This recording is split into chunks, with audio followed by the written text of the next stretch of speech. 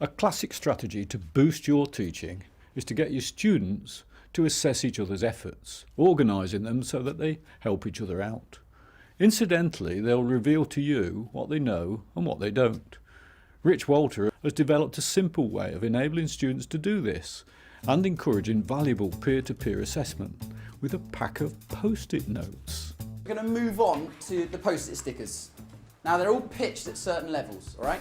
You've got your standard questions, your challenge questions, and then if you're really, really good, you've got your super challenge questions as well. And the post-it strategy works essentially by putting up a set of differentiated questions. So there's 3 levels there: standard, challenge, super challenge. I want all of you to start off on standard questions. Are you ready?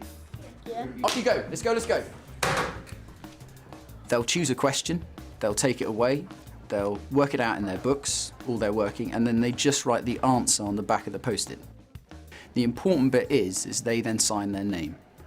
It's not in flashing lights for everyone to see, it's on the back of the post-it sticker, it's discreet, so they're a bit less embarrassed to really give things a go. They'll then take another question from the board, and inevitably what you will have is a question that's already been answered by another pupil. The most important thing there is the fact that pupils have a chance to assess whether they're right or wrong based on what answers on the back of that post-it sticker. And the really powerful thing is when actually they've got a different answer. They're able to identify the person who's got a different answer to them because they've signed their name.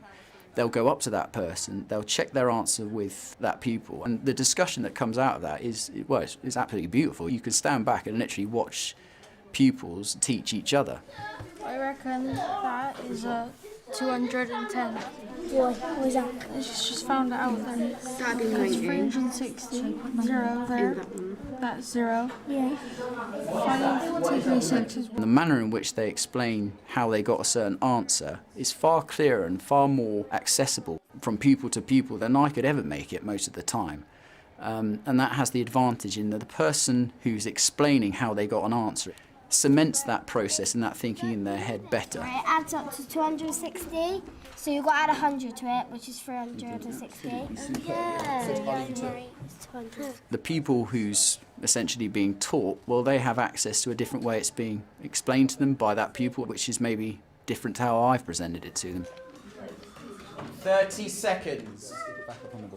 In my experience, pupils will get to the point where they work it out for themselves. And actually, that's the difficult thing, is if you see something on the back of a post-it note sticker which you know is wrong, but it's been checked by 5 people and they've ticked it, if you step in at that point, you're potentially disrupting a real spark for a really good conversation to ensue between those 5 people who've checked it and the 1 person that disagrees.